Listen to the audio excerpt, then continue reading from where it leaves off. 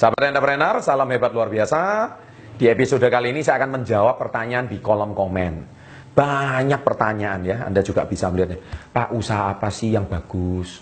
Usaha apa sih yang bisa membuat saya berhasil? Saya bingung mau usaha apa, saya bingung mau ini dan itu. Padahal sudah saya bahas di beberapa video sebelumnya. Usaha yang bagus itu bukan cuma ditanya, tapi dimulai ya. Tapi nggak apa-apa deh, kali ini saya akan buat judul, usaha apa yang dapat membuat Anda pasti sukses.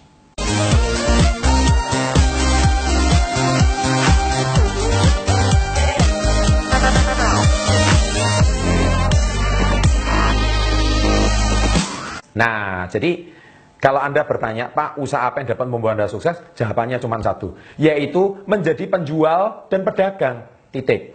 Selesai. Bye-bye. Nah, Anda mungkin berkata, waduh, Pak, kok jawabannya cuma seperti itu, Pak? Masa cuma jadi penjual dan pedagang saya bisa sukses? Saya mau beritahu Anda satu hal ya, bahwa kalau kita perhatikan dari zaman ribuan tahun yang lalu, ya, kita perhatikan juga dari sejarah dan sebagainya, banyak orang sukses itu dari berdagang, dari penjual. Ya, mereka seorang penjual dan seorang pedagang. Anda harus tahu itu. Dan itu sampai, menurut saya sampai kapanpun, karena sudah terbukti itu. Ya, jadi zaman ribuan tahun yang lalu, pebisnis atau pedagang atau penjual itu seorang yang saya percaya 1000% mereka bisa mempunyai unlimited income atau penghasilan tak terbatas. Kalau Anda misalkan hari ini mengandalkan gaji, Anda cuma dibatasi 1 bulan penghasilan Anda berapa. Tapi kalau Anda seorang pedagang, Anda seorang pebisnis, Anda seorang yang jago jualan, Anda itu berapapun penghasilannya Anda yang menentukan. Anda kalau misalkan mau punya penghasilan, contoh jualan rumah contohnya. Ya, saya kalau jualan rumah, satu rumah yang harganya 1 miliar, saya dapat komisi 3% contohnya. Ya sudah, saya dapat komisi 1 miliar 30 juta. Nah, kalau 1 bulan Anda bisa jualan 10 rumah, Anda kan punya penghasilan 300 juta. Nah, sekarang Anda jangan ngomel-ngomel. Misalkan kenapa kok orang itu bisa punya penghasilan besar? Karena dia jago jualan. Jadi intinya usaha apa yang dapat membuat Anda sukses? Ya jualan. Ya seorang penjual. Nah, jadi pada prinsipnya, sahabat entrepreneur, kali ini saya akan membahas lebih detail supaya Anda lebih paham. Nah, dewasa ini, modern ini, ya boleh dikatakan 2-30 tahun belakangan, revolusi berjualan atau cara revolusi orang berdagang itu sudah mulai lebih modern ya, sehingga mungkin 30 tahun yang lalu mungkin belum ada cara berjualan seperti ini. Nah, di sini saya juga akan, cara jualan itu pun ada sistemnya. Nah, salah satunya seperti yang saya sering sampaikan di seminar-seminar saya, apa sih entrepreneur itu? Sebenarnya entrepreneur itu sederhana. Anda bisa melihat peluang, celah antara supplier dan pembeli. That's it. Anda bisa menemukan satu celah dan Anda bisa menyediakan. Itu saja. Maka Anda termasuk seorang entrepreneur yang sukses. Ya, orang yang butuh mobil, Anda bisa carikan pembelinya. Sudah, Anda seorang entrepreneur. Orang butuh ayam goreng, Anda carikan pembelinya. Selesai, Anda seorang entrepreneur. Ya kan? Orang hari ini butuh apapun, Anda bisa sediakan. Anda seorang real entrepreneur. That's it. Simple banget, bukan? Nah, tapi karena dewasa ini, 30 tahun belakangan, kita mempunyai beberapa cara pemasaran dari supplier ke konsumen. Nah, di sini saya rangkum menjadi 5 sistem pemasaran dari supplier ke konsumen. Ya, dewasa ini sudah mulai berkembang. Yang pertama adalah e-commerce. Ya, e-commerce mulai tren 10 tahun, 15 tahun belakangan ya. Di Indonesia mungkin baru beberapa tahun belakangan ya. Kita tahu seperti, Anda tahu beberapa merek ini seperti Tokopedia, Lazada, ya kan, Bukalapak, ya kan. Nah, itu beberapa metode e-commerce ya. Jadi bagaimana dia, intinya supplier mempertemukan dengan konsumen, Anda bisa belanja di marketplace. Nah, yang sistem pemasaran yang kedua, bagaimana dari supplier ke konsumen, yaitu franchise atau waralaba. Ya, franchise atau waralaba ini lebih tua dari e-commerce. Ya, kita juga tahu waralaba ini sekarang yang paling sukses biasanya waralaba makanan.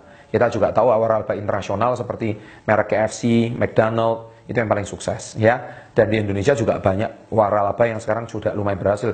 Waralaba kebab contohnya, waralaba kopi contohnya, mereknya juga berbagai macam. Beberapa pemiliknya saya juga sudah kenal ya. Itu yang kedua, sistem pemasaran, tapi dengan sistem yang lebih terjangkau. Yang ketiga adalah sistem distribusi ya. Jadi bagaimana Anda distribusi yang cukup besar, bagaimana konsumen itu bisa langsung membeli dengan harga yang murah, grosir, tapi konsumen bisa langsung dipertemukan, supplier langsung menyetor produknya di satu titik. Nah, itu yang namanya hypermarket.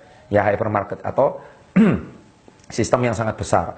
Bagaimana market yang sangat besar, tempat yang sangat besar. Kita tahu kalau di Amerika itu seperti Walmart, ya. Kalau di Indonesia itu seperti mungkin Carrefour, sekarang sudah berubah nama jadi Transmart, ya, seperti Hypermart, Giant dan sebagainya. Nah, itu adalah bagaimana supplier mempertemukan dengan konsumen itu dengan cara yang paling gampang. Semua bisa belanja dengan sangat nyaman, pakai AC, Anda bisa sambil di situ bisa jalan-jalan. Atau mungkin juga sistem waralaba yang kombinasikan dengan chain store, ya, mungkin perpaduan antara toko distribusi yang besar dengan distribusi yang lebih kecil seperti convenience store, seperti mungkin Alfamart, Indomaret dan sebagainya.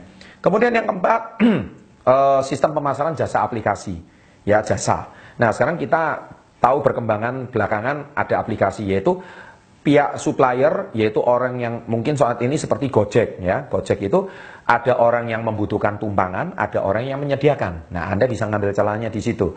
Kemudian seperti kayak Traveloka, ada yang butuh tiket pesawat dan ada orang yang menyediakan. Nah, itu perusahaan jasa namanya. Dia menggunakan sistem pemasaran aplikasi, intinya menyediakan orang yang membutuhkan dan Anda menyediakan. Nah, sekarang yang kelima, salah satu sistem pemasaran yang cukup kontroversial dan sebetulnya sampai hari ini juga terbukti banyak orang yang berhasil, banyak orang yang sukses, banyak orang yang menjadi entrepreneur bahkan di seluruh dunia, tetapi juga masih saja sistem pemasaran yang terakhir ini cukup kontroversial dan banyak orang tidak suka, yaitu namanya multi-level marketing. Nah, di sini saya akan membahasnya dengan lebih dalam. Banyak juga pertanyaan di kolom-kolom komen, Pak, sesekali bahas MLM, sesekali bahas MLM dan sebagainya. Oke, saya di sini akan membahas sebetulnya MLM itu juga salah satu sistem pemasaran yang cukup baik. Ya, MLM sendiri itu sebetulnya sistem pemasaran yang sudah didirikan hampir sekitar 70 tahun yang lalu di dunia, ya. Nah, awalnya sistem pemasaran MLM itu sederhana. Itu berasal dari nama Shaklee di Amerika Serikat. Nah, Shaklee itu sendiri adalah cuman memberikan sebuah kebutuhan orang tentang pola hidup yang lebih baik, kebutuhan orang untuk memiliki nutrisi yang lebih baik. Tapi karena orang kalau mau dapat makanan nutrisi yang bagus, itu rasanya sepertinya itu sangat sulit.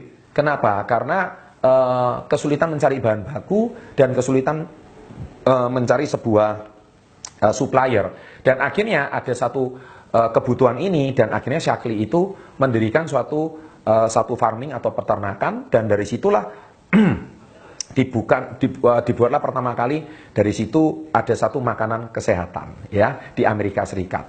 Nah, kemudian diakuisisi sama Nutrilite dan sebagainya. Nah, saya nggak akan menjelaskan sejarah itu, tapi intinya ternyata jualnya itu lewat mulut ke mulut. Ternyata itu sangat efektif. Ketika orang jual mulut lewat mulut, mulut lewat mulut, produknya dipasarkan satu tempat ke tempat yang lain, satu tempat ke tempat yang lain, dan kita memberikan komisi kepada orang yang memperkenalkan. Sebetulnya MLM itu sesimpel itu, ya. Tetapi belakangan setelah 70 tahun ini namanya juga kontroversi, ya.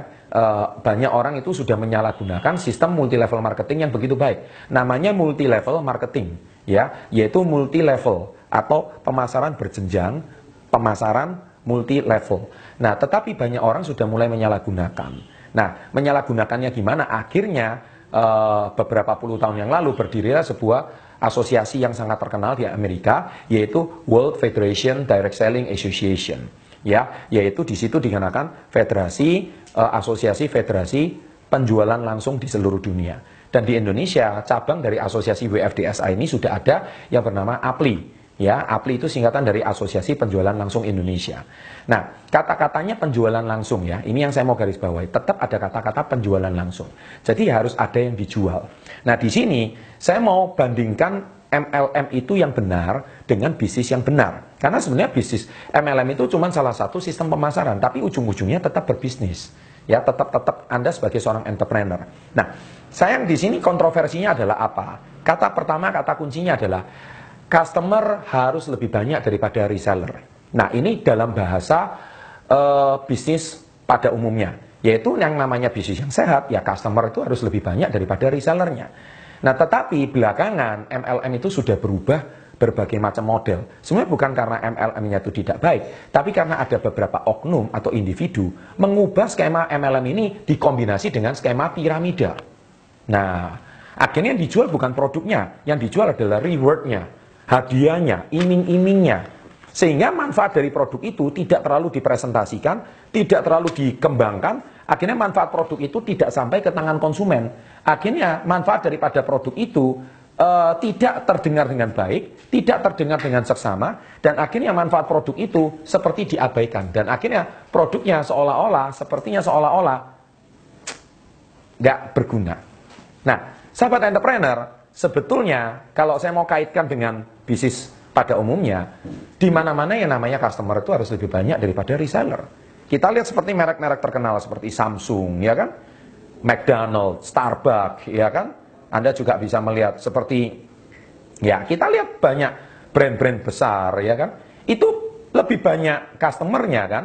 Customernya bisa jumlahnya jutaan, puluhan juta. Tapi gerai penjualnya, agen penjualnya mungkin cuma beberapa ratus atau beberapa ribu. Ya, intinya di mana-mana customer harus lebih banyak. Tapi MLM yang menurut saya agak aneh ini, atau yang membuat kontroversi ini, justru membernya lebih banyak daripada konsumennya. Iya kan? Membernya lebih banyak dari konsumennya. Jadi sebuah perusahaan MLM itu sampai membernya jutaan gitu. Tapi konsumennya, membernya sendiri nggak mengkonsumsi produknya. Bahkan tidak menjual produknya, tapi yang dijual rewardnya, mimpinya. Nah ini menurut saya aneh. Dan itu sudah hilang filosofi MLM itu sendiri. Ingat, APLI itu singkatan dari Asosiasi Penjualan Langsung Indonesia. Bukan Asosiasi Perekrutan Langsung Indonesia. Anda harus bisa bedakan. Intinya Anda itu harus tetap menjual. Kalau Anda nggak punya modal memberi waralaba, Anda nggak punya modal membangun pabrik, atau Anda nggak bisa membuka toko, ya gabunglah dengan perusahaan MLM yang menyediakan itu semua. Tapi yang membuat MLM ini kontroversi, karena yang dijual adalah iming-imingnya, reward-rewardnya. Dan akhirnya jumlah membernya lebih banyak dari customernya. Dan akhirnya perusahaan manapun, sahabat entrepreneur, bisnis apapun, kalau yang namanya lebih banyak agen penjualnya daripada pemakainya, ya bisnis itu pasti tumbang.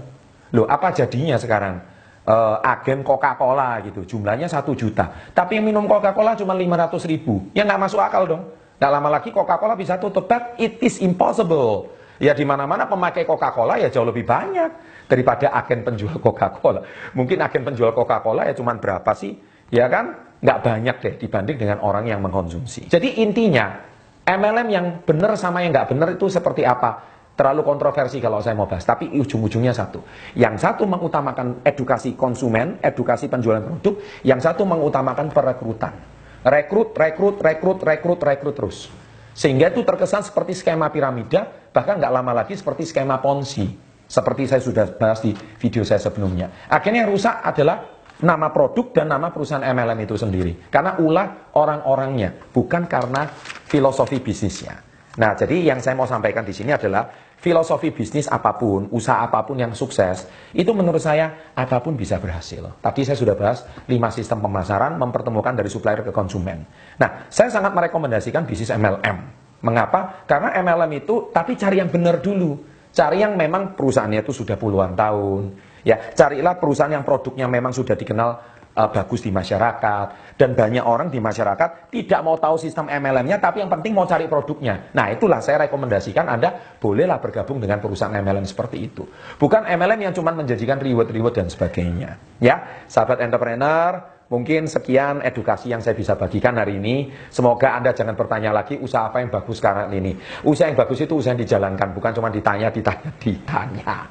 Oke, demikian tips saya kali ini. Semoga bisa memberikan Anda informasi yang jelas dan juga menjawab pertanyaan di kolom komen. Banyak bertanya MLM itu apa? Ya sudah saya jawab sepengetahuan saya hari ini. Oke, bila Anda menyukai channel seperti ini, jangan lupa klik like, komen positif saya tunggu, subscribe. Silahkan berbagi pada teman yang membutuhkan. Dan semoga saya doakan Anda sukses selalu menjalankan usaha Anda. Salam hebat, luar biasa.